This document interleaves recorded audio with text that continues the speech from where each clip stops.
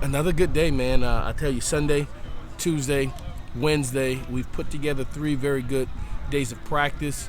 From a passing game standpoint, on this third down day, we threw the ball extremely well.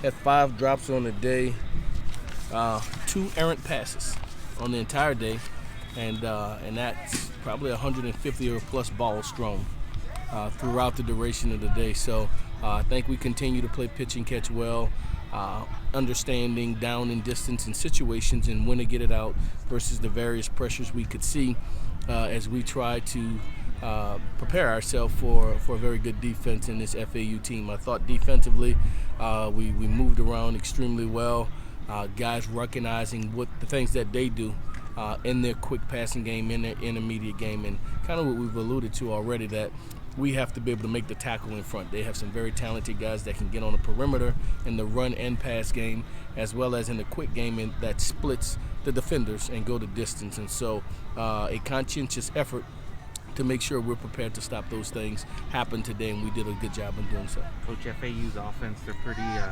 they score a lot of points. Yeah, is there any concern you guys have to kind of keep up with that on UTSA's offense? For us, every week, the goal, there's one team goal for the offense: score 1 more point than the opponent. For the defense, hold them to 1 less point. Now, ideally, that'd be low and that would be high.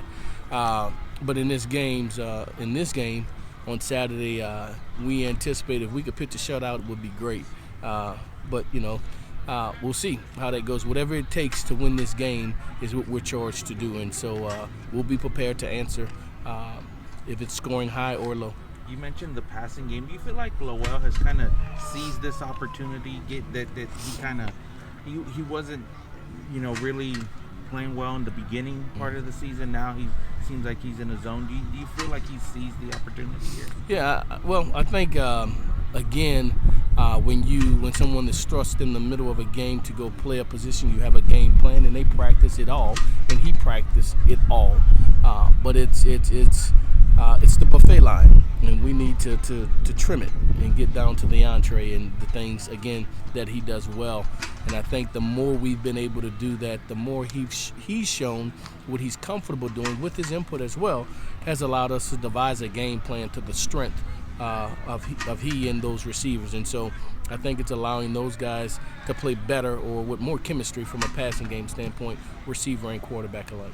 How have your seniors managed the week of this final home game through practice so far? It's been good. It's usually that last one because it's the last Monday, the last Tuesday, the last Wednesday. Hopefully we still have 2 more of those remaining. So I don't think it's really set in yet. The Alamo Dome itself and that day is a big deal. Excuse me.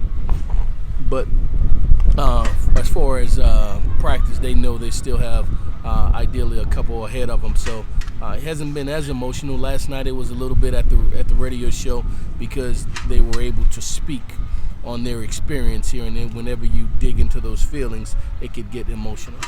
You said you wanted to dedicate this last game to them, or that it would be. Has that been a talking point for you guys? Yeah, so we're going to play for one another, and we're going to dedicate this game to our seniors. We've identified that as a team collectively, and it's something that our team would like to do for our seniors, not something that's necessarily I came up with. They would like to dedicate this game to our seniors as we play for one another. Specifically the 4-year guys from your first class, yeah. Banks and Carter McClendon, how important have they been to what you're trying to build? They've been critical. They're the leadership of our team. You talk about those guys that you just mentioned, as well as Carl Austin and some of those guys, and Andrew Martell, Balin Baker, who's been here since the moment we've gotten here. They're the foundation. They're the roots that gives us the strength of our team. Thanks, guys. Thanks, Coach. Appreciate it.